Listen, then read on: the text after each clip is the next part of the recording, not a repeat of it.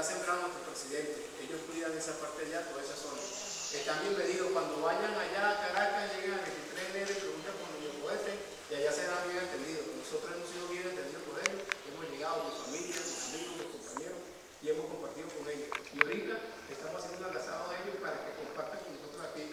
Entonces, sin más preámbulos, aquí le dejamos a los compañeros que nos quieran hablar.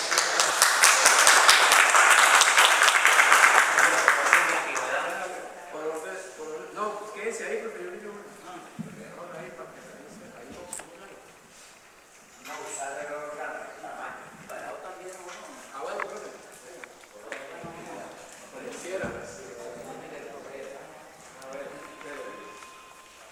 Buenos días, camarada. Buenos días.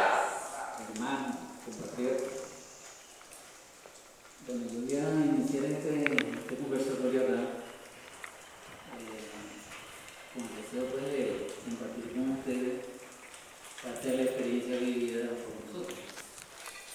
Pero de que valga un tiempo relativamente corto. Gracias al tiempo, mucho esto está en espera y más compatriotas que no llegaron. Pero bueno, con ustedes es suficiente. Y son las personas interesadas en movernos. Nosotros nos iniciamos en este proceso de lucha desde hace mucho tiempo. Yo siendo un muchacho, estudiante, viendo la situación que se estaba viviendo en el país, hay que tener claro del porqué de nuestra lucha. Nosotros, yo en particular, viendo cómo el país estaba desangrado, saqueado. Vamos a iniciar esto con el Pacto de Nueva York, que es poco conocido. El Pacto de Nueva York, que se llama el Pacto de conocido. Rómulo Betancourt, una vez que tumban Rómulo Gallego en el año 48, de inmediato busca la embajada colombiana y de allí, en un tiempo corto, se va a un norte a buscar ayuda, a denunciar el golpe de Estado que le dieron a Gallego. Entonces Rómulo Betancourt se va allá a buscar esa ayuda y a buscar los recursos que iban a necesitar para llegar al poder de nuevo. Ustedes saben que Rómulo Betancourt, junto con Pérez Jiménez, y también un presidente que se preocupó mucho por Venezuela, que fue Isabel Angarita. Isabel Angarita buscó para Venezuela rescatar parte del petróleo que sacaban de acá, porque el petróleo estaba degradado.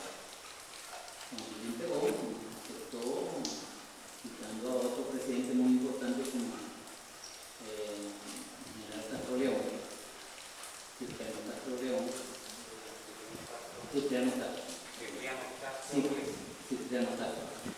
Cipriano Castro se preocupó porque venía ya vislumbrándose en los recursos del petróleo, de los hidrocarburos, porque acá había una empresa que era Pantera, ya norteamericana, y en ese tiempo ya estaban necesitando el petróleo pues, para los barcos, no usaran el carbón, pero en unos días para darle uso al petróleo.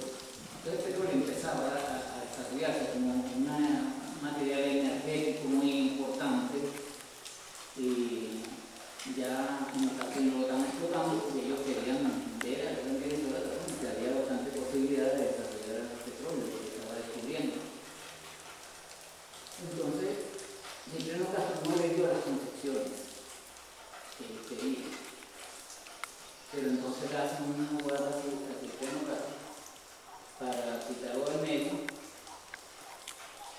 y lo hacen con su compadre Juan Vicente Gómez. Juan Vicente Gómez se prestó para esa jugada y lo sacan por enfermedad. Tiene una afección renal y se va para Europa. Entonces hay chance de que sea para quitar a Cipriano Castro del poder y allí empezó la labor. Concesiones regaladas, aceptó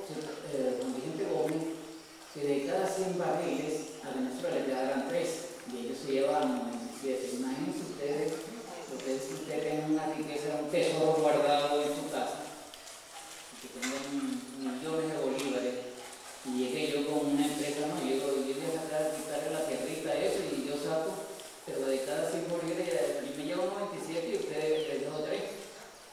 ¿Verdad que para mí es un buen negocio, pero para ustedes y sus hijos, yo les estaba quitando la riqueza?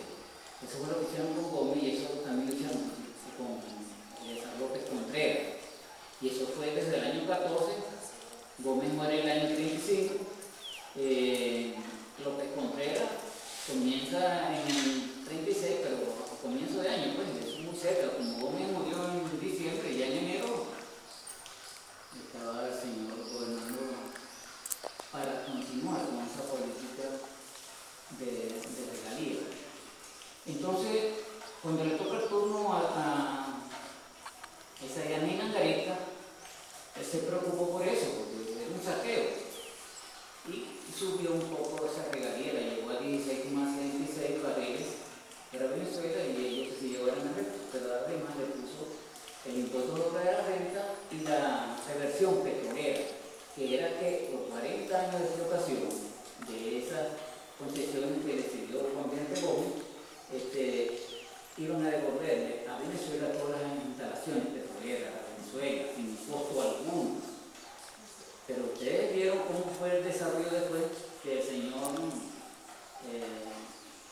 Carlos Andrés Pérez se adelantó. En el año 75 lanzó una idea de nacionalizar el petróleo y lo hicieron con Parapeto. Les concedió unos contratos de servicio que era para hacer nuevas explotaciones. Y para continuar con los datos de ellos. Pero entonces, viendo a Rómulo Betancourt, que es la parte que nosotros nos preocupó, estando una vez que Compañía Gallego, que está en Estados Unidos, hace el Pacto de Nueva York, y ese Pacto de Nueva York es un gran compromiso de Rómulo Betancourt con el Departamento de Estado. ¿Qué sucedió allí? Están en el exilio los 3 dirigentes de los partidos democráticos para la época, que es Rómulo Betancourt, Rafael Caldera y Julio Villalba. Esos son los de acá, más Eleazar López Contreras, que era un pro norteamericano, ya lo había demostrado con la ley del petróleo, como lo hizo Juan Vicente Gómez. El Departamento de Estado está interesado en poner las manos a Venezuela en su riqueza fundamental, que es el petróleo y el hierro. Entonces, Betancourt se compromete con ese Departamento de Estado en trabajar para ellos, con el propósito de poner las manos al gobierno y liberarle los recursos, los dólares, para venir a Venezuela a organizar el partido que estaba bien golpeado, a pesar de que había una acción democrática luchando, que era una acción democrática revolucionaria, que después se convirtió en el líder. Pero ellos, como lo están vienen a organizar a la gente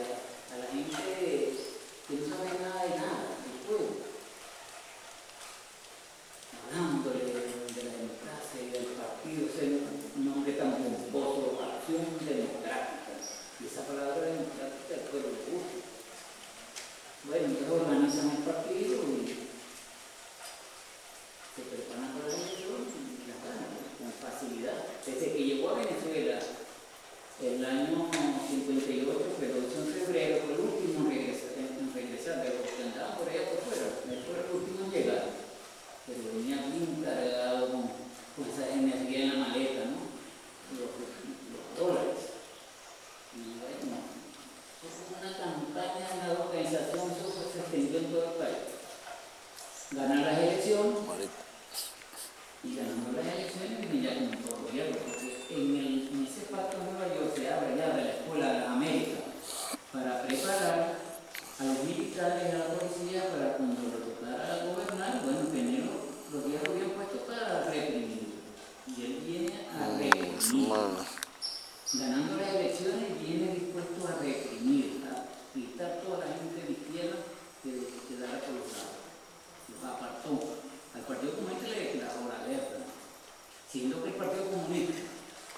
con los adeptos revolucionarios y los revolucionarios de URD, tumban a Pérez Jiménez en alianza con los militares. Claro, los militares también están parando a los gringos y hoy en el consejo hay que quitar a Pérez Jiménez de medio. Entonces todos esos factores coincidieron que con la Junta Patriótica y esos consejos a los militares. ¿Qué pasó? Claro, ahí participaron militares revolucionarios también, pero muchos de otros no eran revolucionarios. Pero todo se prestó para que Pérez Jiménez cayera. Cae Pérez Jiménez y empieza a gobernar el gobierno y a reprimir. Manifestaciones que se hacían con los obreros buscando obreros desempleados. El plan de emergencia que se instaló con estaba gobernando el gobierno provisional, ese plan de emergencia lo quitaron ahí mismo y después le bajó los sueldos un 10%. Y aparte de eso, que eliminen el plan de emergencia, que era mucha gente desempleada porque estamos recibiendo un salario.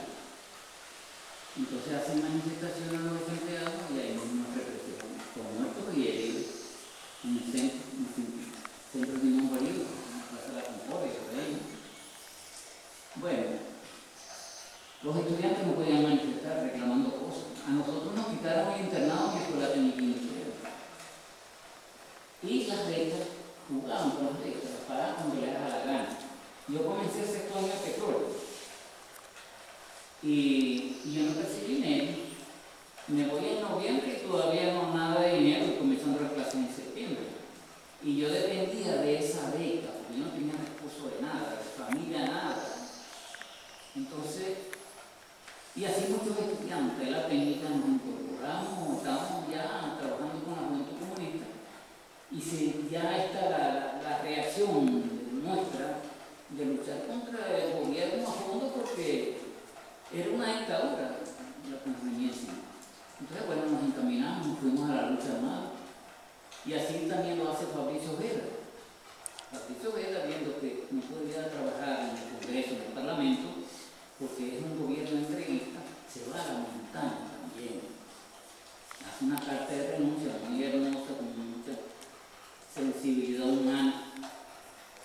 Se va al monte, cae preso, ya también ese año fue muy rápida la acción del ejército o de la Guardia Nacional y de la DGPOL en caer encima a todos esos movimientos que se veían por ahí medio sospechosos, con sus militantes adeptos.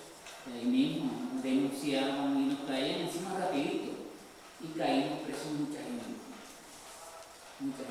Rubén Pecó, que estaba por allá cayó preso con todo el resto. Ahí hubo muertos heridos cuando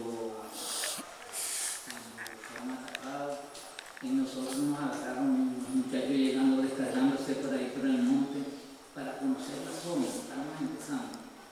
Cayeron presos también, la subida cayó un poco de gente presa en Oriente, bajaron unos campesinos que estaban visitando a unos amigos en el campo, le hicieron ver, pasen por la policía, que ya necesitan aclarar algo con ustedes, y ahí mismo le pusieron la etiqueta guerrillero, le trajeron como 10 personas presas, y les hicieron juicio y a muchos los sentenciaron. Entonces, reúnen todo eso, por ejemplo, en el cuartel San Carlos, yo tuve una suerte gigantesca. Yo pasé 4 meses preso. A mí me suelta porque no me descubren nada, nunca con otro compañero que caí.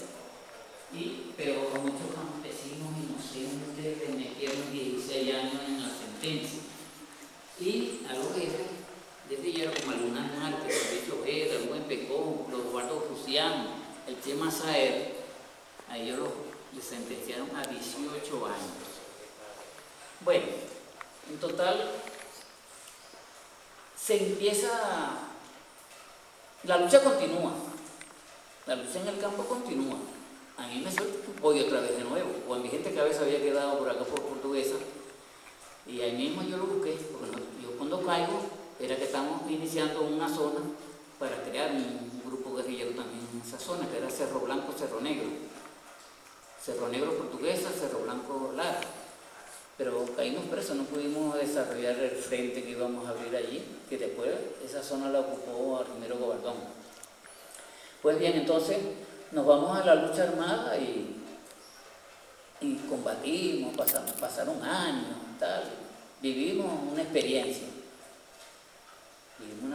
porque ya en el año 62 estábamos de nuevo y viene el 63, se da la fuga de lo que se alzaron en Carúpano, porque en el año 62 se alzó Carúpano. También la base naval, junto con la Guardia Nacional, el destacamento 77 de la Guardia Nacional se incorporó a los de la Marina y dan un intento de golpe de Estado ahí, o una sublevación, pero no cuajó porque no se alzó La Guaira, no se alzó Puerto Cabello. Total que ese movimiento militar fueron actuando por grupo, pues. Entonces cae la gente del Carupanazo preso y luego en junio, en menos de un mes, se alza Puerto Cabello. Pero ya cuando se alza Puerto Cabello, también en protesta en contra de Rómulo Betancourt, porque una dictadura con el nombre de gobierno democrático. Y también cayeron presos los jefes. Pero en Puerto Cabello la reacción de Betancourt fue fuerte, se fue cayéndole con todo los hierros, bombardeando barrios, con la aviación, atacaron un fortín Solano, que está cerro allá en Puerto Cabello, que ahí no había nada, lo bombardearon también. Total que reprimieron el pueblo de Puerto Cabello como les dio la gana, pero el pueblo respondió, los estudiantes y los guerrilleros presos y la infantería marina quedaron sin dirección porque los jefes cayeron presos rápido. Y esos compañeros ahí le dieron, estuvieron combatiendo más de un día ellos solos, sin dirección. Y los resultados ahí fueron fuertes. Se habla de 400 muertos y de más de 1000 heridos. Bueno, entonces, en septiembre del año 63 se da la fuga de la cárcel de Trujillo, una de las fugas más espectaculares y de mayor peso, porque se fugaron 3 jefes guerrilleros que eran Lunar Márquez, Luis Pecó y Fabricio Ojeda. Y se fugaron también 6 militares. Dentro de esos militares eran los jefes del Carupanazo. Estaba Jesús Teodoro Molina Villegas, el capitán de corbeta, estaban los oficiales de la Guardia Nacional, un mayor, Pedro Vega Castejón, un capitán, Omar Echeverría, y 2 tenientes de la Guardia Nacional, Fleming Mendoza y Octavio Acosta Bello, y un maestre, pero la cárcel quedó con muchos militares presos. Entonces se da esa fuga, ellos hacen contacto con el partido y la guerrilla. Nosotros andábamos por Portuguesa, ya veníamos helada de haber estado con Armero Gobardón. Total que me toca buscarlos a ellos detrás de Boconó. Y estuvimos caminando por la selva de 9 días. Yo había hecho un cálculo de 7 días, pero no había considerado que Fabricio tenía un tobillo falseado, tenía un esguince, aunque a él ya le habían hecho unas infiltraciones en Boconó. De tal manera que estuvimos caminando ese poco de día y perdimos un día por culpa de ellos. Con la orientación yo no cargaba brújula. Mira, caminar en la selva en pleno invierno, sin brújula, yo usaba era un mapita. Afortunadamente yo conocía algo de mapa y me orientaba con ese mapita. Un día yo le digo, mira, el rumbo va a ser tal. Me recuerdo que era sur-este. Y empezamos a caminar. Y cuando vamos caminando, el día fue muy lluvioso. Ellos veían claridad y me decían, mira, estás equivocado. El sol está por aquí.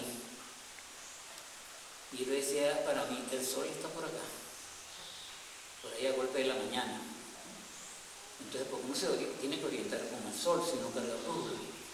Total que yo les iba preguntando, porque yo lo veía a ellos refunfuñando. Este está equivocado en el rumbo. Cuando eran las 4 de la tarde, llegamos a donde habíamos dormido el día anterior. Perdimos ese día. Les dije, les voy a agradecer que no me hagan más comentarios. Entonces, yo los voy a llevar a donde tengo que llevarlos. Y empezamos a caminar de nuevo. La comida se nos había agotado porque yo lo había calculado para 7. Ya cuando vamos por el día 8, hay una perrita que se fue con nosotros del caserío y ellos me decían, vamos a comernos la perrita porque ya no. Y yo, no, vale, no, pobrecita esa perrita, no. Vamos a aguantarles, vamos a notar unos monos porque ellos llevaban un falo. Yo no sé dónde sacaron ese falo, se lo darían en Bogotá, ¿no? Pero qué va, no tuvo puntería el hombre con el falo y el monito no cayó. Total que bueno, los llevé derechito al sitio y después, se le no fue, este hombre sí tiene una orientación especial. Los llevé al sitio. De tal manera que bueno, después el frente guerrillero no tenía base de apoyo. Entonces, ¿qué hacer con el grupo de guerrilleros? Nosotros éramos ya 40 personas. ¿Qué hacer? Entonces, pensamos en Trujillo, por donde ellos entraron, donde entraron los que se habían fugado. Había el caserío Las Negritas, Las Agüitas, Las Cortaderas, Cambizales, Los Volcanes, Guaramacal, Loma Hidalgo, todo un viaje de caserío por ahí. Bueno, ahí nos repartimos. 3 destacamentos y ahí mismo nos viene una ofensiva celebrando el gobierno el 23 de enero del año 64. Jugaron en septiembre del 63, pero ya nosotros, como habíamos llegado, pasaron unos meses, ahí mismo nos arremeten con una ofensiva con todos los hierros. Nosotros tuvimos la posibilidad de comprar comida en esos meses, y hamacas, y boticas, y es porque andábamos hasta en alpargata algunos. Entonces, logramos tener ciertas condiciones, pues teníamos nuestra fortaleza, porque ya estábamos comiendo mejor. Nos meten en esa ofensiva, bueno, por el lado donde estaba Fabricio Vera con el patriota Miguel Castillo, que era una gente que, los Castillos que se fueron de La Guaira, que se llevaron las armas de la escuela de policía, se fueron unos hermanos de él, tenían experiencia ya como combatientes, y bueno, total que atacan por Las Negritas, por Los Volcanes y por Río Boconó, y también por un Guaramacal. Pero en Las Negritas el choque fue fuerte, el terreno era apropiado para las emboscadas, el enemigo allí, yo digo enemigo porque en verdad nos estaban tratando como si nosotros éramos extraterrestres, como si no éramos venezolanos. Fueron con todos los hierros y a los campesinos se los atacaban duro. Hay gente de que los encontraban en los caminos y ahí mismo torturándolos y tal, pero ellos llevaron una sorpresa. En esa entrada por Las Negritas, con las emboscadas, perdieron 18 militares, entre muertos y heridos. Y por el lado de Río Boconó, ahí perdió la Guardia Nacional como, se calcularon 7 efectivos. Y por el lado de Los Volcanes, el ejército, los que metieron el ejército también, perdieron 3. Total que eso sumó 28 bajas para el enemigo. Bueno, pasa el tiempo y nos vuelven a pasar otras ofensivas y tal, y bueno, nosotros tuvimos que combatirle en Peña Blanca y también en un sitio que llamaban La Soledad. Fabricio Vera andaba con el destacamento que yo dirigía en ese momento, de las últimas ofensivas. Total que ya pasa el tiempo y hay la decisión, ya vamos por el año 75 y ya finalizando el año 75 empieza el partido a analizar la situación y buscando la paz democrática para no continuar con esa lucha que era un desgaste y que había mucha gente presa y ya empezaban las torturas y matadera de gente, porque ya está gobernando Leones. Y se empieza a aplicar a los desaparecidos. De tal manera que Leone, cuando gobierna, está gobernando con toda la orientación del Departamento de Estado. Él hacía, aplicando torturas, pero bueno, la corriente eléctrica con Neto, ellos andaban con equipo y en el propio monte llevaban esos magnetos y le metían corriente a la gente, por todas partes. Esos son corrientazos que son muy fuertes, la gente se desmaya, vomita, bueno, se desmayan y quedan muy golpeados con este tipo de torturas. Hay torturas que le aplicaron también para Oriente, que les amarraban los testículos con guarales y lo pasaban alrededor de un árbol y les templaban eso. Total que hay mucha gente llegaron a perder los testículos. Otros los guindaban por los pies. Total que eso fue un trato muy duro. Y la cantidad de gente que empezaron a morir. Ahorita, con el trabajo que está haciendo, a través de la Fiscalía, que es por la justicia y la verdad, y se están buscando todos esos materiales, todos esos expedientes. La DIGEPOL, la mayor parte de los expedientes los quemaron. Una vez que se vieron derrotados, que ganó Chávez, desaparecieron materiales. Lo que está aportando mucho son los teatros de operaciones, que es lo que manejaron los militares. Y allí eso ha permitido saberse ahora que no son 3.000 desaparecidos, sino 6.000. O sea que ya nosotros estamos hablando de 6.000 personas desaparecidas que no se sabe dónde están sus restos. Han ido apareciendo algunos, pero ante esa cantidad es nada. Tenemos esperanza que sigan apareciendo algunos. En Caracas se hizo un acto hace poco donde aparecieron 6 personas que estaban desaparecidas. Se llevó al Teatro Nacional y se les entregó a la familia para que le hicieran su sepultura, pues, como manda la religión o la fe nuestra o nuestras costumbres. Bueno, total que nosotros estamos ahorita también en esa situación. Bueno, entonces, viendo la cuestión de Rómulo Betancourt, ustedes saben pues cómo fue, y todos los que vinieron. Luego empezaron a aplicar lo que se llamaban las masacres. Ellos hicieron algunas masacres leves, como la de Monagas, cuando se alza Carúpano, los estudiantes fueron reprimidos y entraron al Liceo Miguel José Sanz en Maturín y allí mataron a 2 muchachos dentro del salón de clase, pero tenían a otro grupo ya listo para fusilarlos, un grupo de 20 estudiantes que lo salvó un teniente de la Guardia Nacional que tomó el liceo. Alguien denunció que estaban matando a los estudiantes dentro del liceo y fue un oficial de la Guardia Nacional consciente, a pesar de que los envenenaron a esos militares, fue ese oficial consciente y le salvó la vida a ese grupo de muchachos.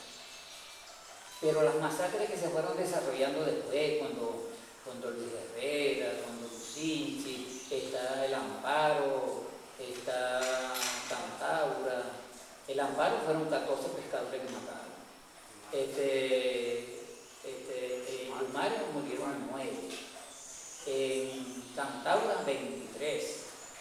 Pero el Caracazo, que fue la última, el acabose, lo que hizo Carlos Andrés Pérez, empezandito su último gobierno, fue el Caracazo, donde, bueno, ahí descargaron toda su energía matando a la gente. Ahí se habló de 3.000 personas que perdieron la vida. Ellos hicieron ver que eran 300, pero a la gente la recogían con tractores, llenando unos volteos para llevarlo al cementerio del sur, con lo que llamaban la peste. Total que esa fue una masacre, bueno, para coronar, y que allí el pueblo, indignado ya de tanta injusticia, fue una reacción espontánea, y por el hambre también, porque en ese tiempo se estaba pasando hambre. Da la casualidad que a mí se me muere un hermano en esos días del Caracazo. Yo estoy trabajando en la UCB, yo soy docente jubilado ahorita de la UCB, y no teníamos cómo enterrar, nosotros todavía estábamos 3 hermanos en Caracas trabajando, y no teníamos cómo enterrar a ese hermano. Tuvimos que pedir la urna fiada, y la pagamos cuota. Pero para que ustedes vean la situación de Venezuela en ese momento, es una situación bastante dura, de tal manera que la pobreza, pues, el hambre, la gente comiendo perrarina, que ahorita, afortunadamente, Chávez llega al poder, nos salva de los recursos, se recuperan los recursos naturales, se nacionaliza la faja del Orinoco en el 2007, que es donde está la mayor reserva de petróleo de Venezuela. Y bueno, ahí están las riquezas nuestras. Pero entonces también se rescata el hierro, el aluminio, todos los minerales que ya ellos... Si Chávez no llega al poder, nosotros estuviéramos en una ruina, pero de esa bien fuerte. Estuviéramos peor que muchos países. Tal vez estuviéramos como Haití, como cualquier otro país de esos que están pasando por calamidades. Afortunadamente Chávez llega al poder y cambia la orientación de los militares de tal manera que hoy tenemos un ejército del pueblo y que nosotros, bueno, rogamos que sigamos así porque estamos amenazados por el imperio norteamericano. Ahí está el decreto de Obama que lo usaron en Nicaragua cuando los contras, también con esa amenaza o haciendo ver que Nicaragua era un peligro para los norteamericanos o para el gobierno norteamericano. Nicaragua, un país tan pobrecito, camarada, les agradezco, no se me alejen tanto, aprovechen lo que estamos hablando. Nicaragua, un país muy bajos recursos que amenaza de Estados Unidos. Bueno, le crearon una contra y con ventas de drogas y eso, compraban la CIA. Es un órgano especial de Estados Unidos que puede hacer todo eso. Maneja la droga, compran armas y apoyan cualquier insurgencia a favor de ellos. Claro, pues todo eso lo maneja el Departamento de Estado. Todo eso lo maneja el Departamento de Estado. Estados Unidos, quien dirige toda la política de ese país, es el Departamento de Estado. Allí es donde se maneja todo, manejan al Congreso, a la CIA, al Pentágono, a la Marina que las reparte por ahí, toda esa serie de cosas. Y las bases militares, todo eso lo maneja el Pentágono. Las bases militares, que en América Latina hay un poco de bases. Entonces, ellos, y en Colombia, que bueno, ahí la tenemos al lado, con ese mal con ese daño que le hizo Uribe a Colombia, porque caramba, sacar esas bases ahora yo no sé cómo irán a hacer. Pero en Colombia se habla de una constituyente y sacar de ahí todo lo malo en Colombia. bueno, camarada, ¿verdad? Corremos peligro. Ahí está el ejemplo de Libia. Libia en África, un país con petróleo, que los europeos necesitan petróleo, porque ellos no tienen petróleo. Estados Unidos le queda una reserva chiquita. Estados Unidos tiene una reserva de 20.000 millones de barriles y nosotros tenemos 300.000 por ahí. También se piensa que hay más. Y así ellos cuentan pues, con este petróleo que tienen los demás países. Porque ellos no pueden vivir sin el petróleo. Ellos consumen 20 millones de barriles diarios. Ahorita tienen un parapeto que es el petróleo, el hidrocarburo de esquisto. Ese hidrocarburo es un hidrocarburo sumamente liviano. Yo le estoy hablando porque soy un técnico petrolero. Le estoy hablando de eso. En los yacimientos petrolíferos siempre tiene como techo una roca llamada lutita. Como el petróleo, los yacimientos tienen agua baja, el petróleo es más liviano que el agua, entonces está más arriba, y el gas es más liviano todavía, está en el techo y hace contacto con la lutita, y la lutita es lo que no le permite que se escape el gas. Entonces, en esa lutita quedaron forzadas gas de hidrocarburos, cambiando, pues, metano, propano, butano, y eso, ¿no? Entonces, eso es lo que ellos están sacando ahorita para tratar de disminuir su importación. Como ellos consumen 20 millones de barriles diarios, ellos vienen sacando alrededor de 10 millones, 12 millones de su propio,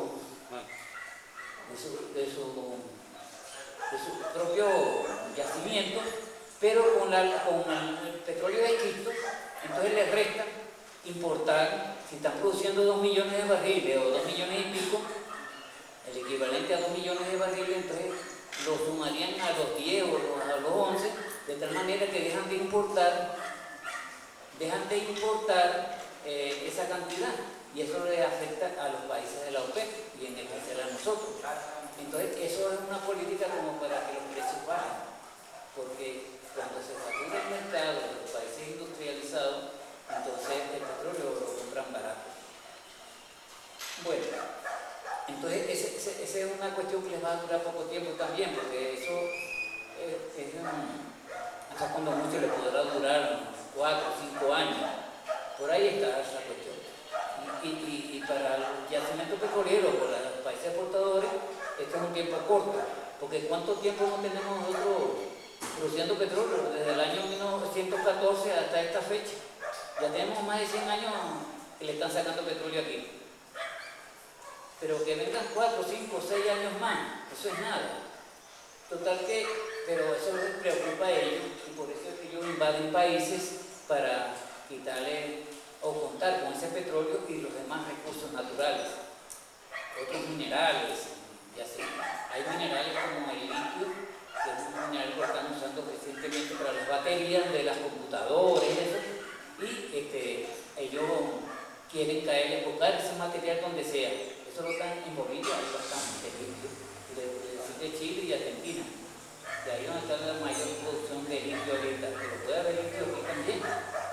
Pero en Guayana nosotros tenemos riqueza inmensa, allá hay uranio, material radioactivo, que sirve para la energía atómica, para la salud, para algo, bueno, así como está Irán buscando desarrollar su energía atómica para el bien de la humanidad y no para las bombas atómicas, porque Estados Unidos sí les interesa para las bombas atómicas. Bueno, camaradas, nosotros ahorita estamos trabajando con la Comisión de la Justicia y la Verdad y estamos empeñados en seguir descubriendo restos por ahí que estén escondidos, y vamos a sacar listas de la gente desaparecida. Ya estamos avanzando en eso, para que se vea en verdad la cantidad de gente que han desaparecido. La lista es grande. Camarada, como el tiempo es corto, quiero entonces llevarlo hasta aquí. En otra oportunidad nos podemos ver, y ojalá seamos bastante, que logremos a través del trabajo que ustedes van a iniciar también en como convencer y ganarse más personas para esta batalla que tenemos de concientización, porque este proceso hay que luchar por él. Tenemos estas elecciones encima y queremos que la Asamblea Nacional no la perdamos, porque a través de la Asamblea también se puede perder un gobierno. Entonces tenemos que tratar de continuar con esto y que lo podamos seguir desarrollando para llegar al socialismo, porque estamos empezando el socialismo. El socialismo es un régimen social donde la gente puede vivir en mejores condiciones, ya que nosotros tenemos bastantes recursos. Pues, si trabajamos en paz y logramos la paz, vamos a mejorar la vida muchísimo más de lo que la tenemos hoy. Le doy las gracias por oírme y vamos a dejar al camarada Rubén para la parte de camarada Rubén. Les agradezco que le prestemos bastante atención a Rubén para continuar con el trabajo, porque es lo que nosotros queremos, y que ustedes también desarrollen, que enamoren a más gente para esto, para continuar con este proceso. Le doy las gracias.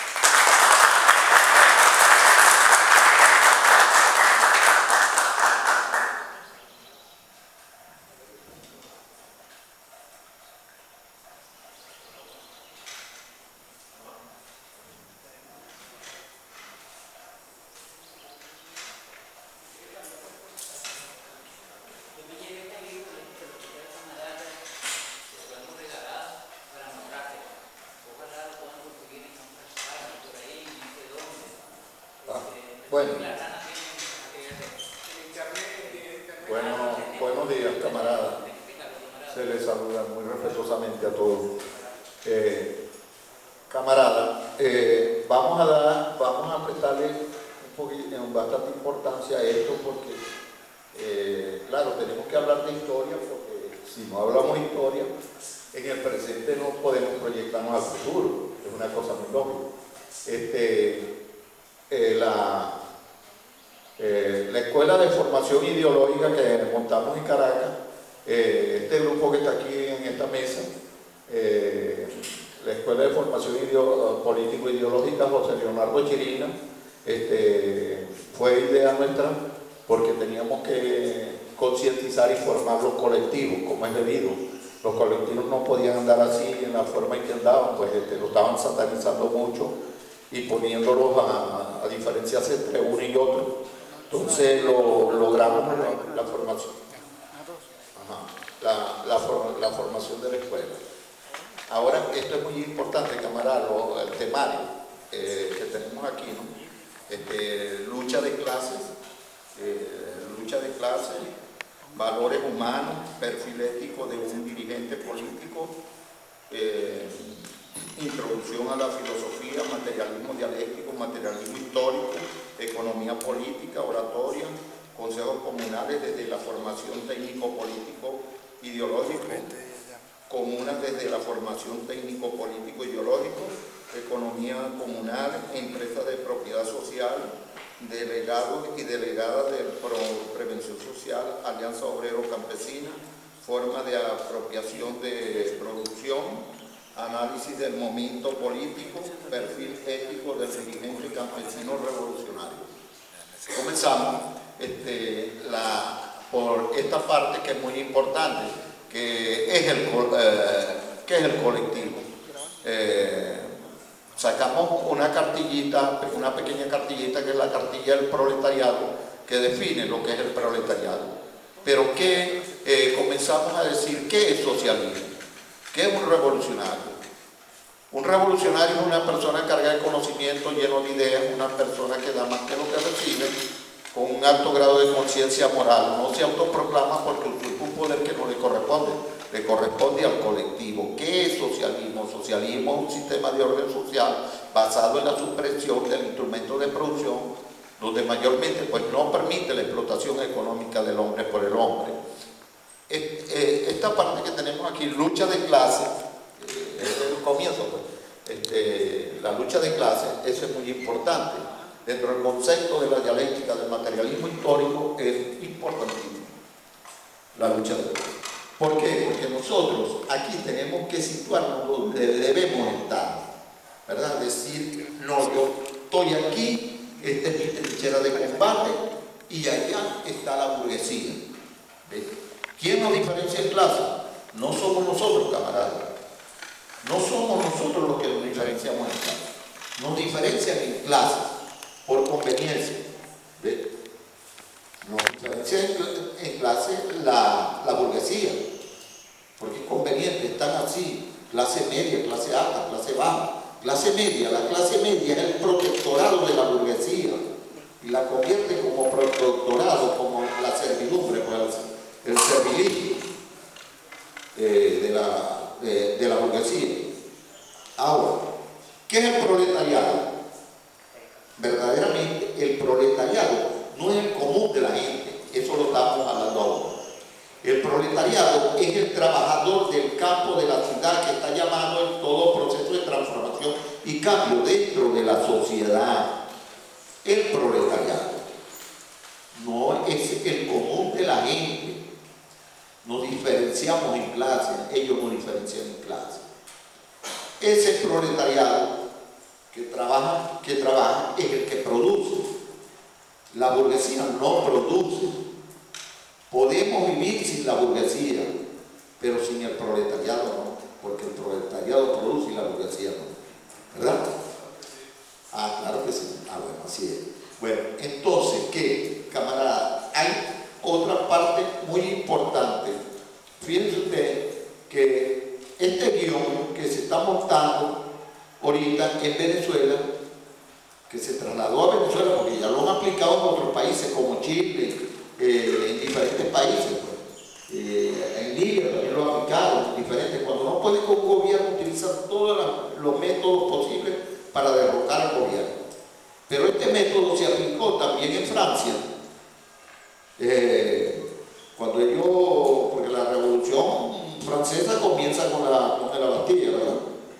La toma de la Bastilla fue una de las cárceles más fuertes que hubieron en Francia, donde la gente buscaba hasta ratas debajo de las cañerías para comérselas y toda esa serie de cosas. Hasta ahí llegó. Y recuerden que por esa, y la reina y el rey, María Cristina y el rey, 16,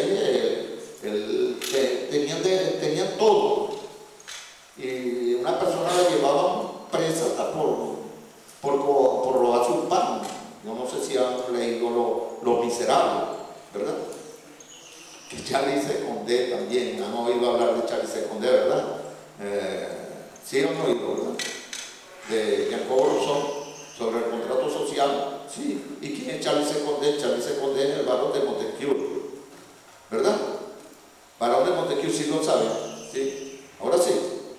Bueno, porque Chávez decía, hablaba sobre el barón de Montesquieu, pero el barón de Montesquieu, el nombre es Charles Condé. Tampoco nació en Montesquieu, nació en Burdeos, Francia, donde nació Carlos Gardel. Y bueno, entonces, cámara, la lucha de clase no arranca desde ahorita, y este guión no es nuevo. Entonces, ¿qué sucede? Ellos venían y terminaban con las plantaciones de los girondinos a los jacobinos, ¿verdad? Que eran los revolucionarios. ¿Y cómo comienza? Ellos, no es ni nuevo, porque si nos ponemos a ver lo que fue la Revolución Francesa, ellos primero le quitaron las patas a la mesa, para que la mesa se cayera. Después que le quitan las patas a la mesa, es cuando, digamos, se arriesgan ellos, porque ellos primero crían las condiciones para derribar un gobierno. Ya aquí las condiciones, si no nos avispamos, están dadas. ¿Ves? Entonces, ¿qué sucede? Ellos vinieron y primero atacaron al pueblo ¿por dónde? Por aquí, ¿verdad? Y luego, ¿y por qué creen ustedes que están atacando al presidente de la Asamblea Nacional? Porque esa es una de las piezas claves de la mesa. ¿Cuál es el otro que tienen que atacar?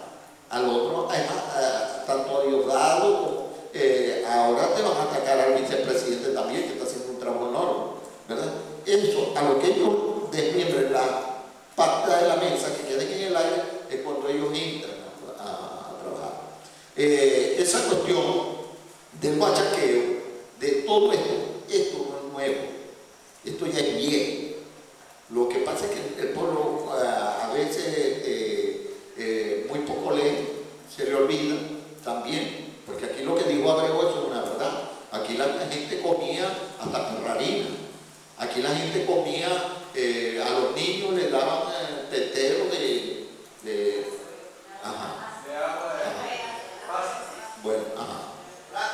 plátano, todo eso se vio aquí. Eso se le olvidó al pueblo. Se le olvidó que la pensión no llegaba ni a 100.000 personas y duraban a veces hasta 6 meses para darle la pensión, y cuando salían a protestar a los 6 meses, salían a protestar, prueba, lo llegamos a ver nosotros, y salían a protestar y le zumbaban la ballena con agua del Guaire, ¿verdad? Y mucha gente se enfermó. Bueno, todo eso lo vimos, eso se le olvidó. Tú vean lo que tenemos, donde estamos, y aquí en estas plantaciones todo esto lo hizo este gobierno. Yo creo que no hay gobierno en el mundo que haya hecho tanta vivienda como este gobierno. Jamás en la historia de Venezuela.